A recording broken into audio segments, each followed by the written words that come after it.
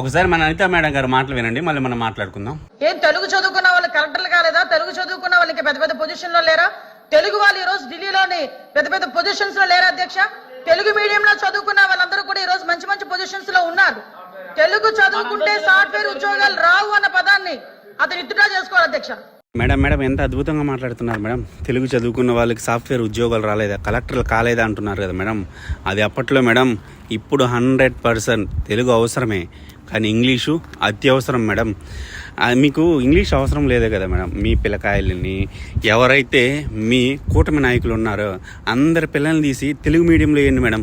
ఎందుకంటే తెలుగు మీడియంలో కూడా ఒక ఇంగ్లీష్ అనే సబ్జెక్ట్ ఉంటుంది కదా, వాళ్ళు చెప్పేది అర్థమైపోతుంది కదా. మరి ఎందుకు మేడం టెక్ స్కూల్ అని, మోడల్ స్కూల్ అని పెద్ద పెద్ద స్కూల్లో మీ పిల్లలు మాత్రం జాయిన్ చేయించుకుంటారు?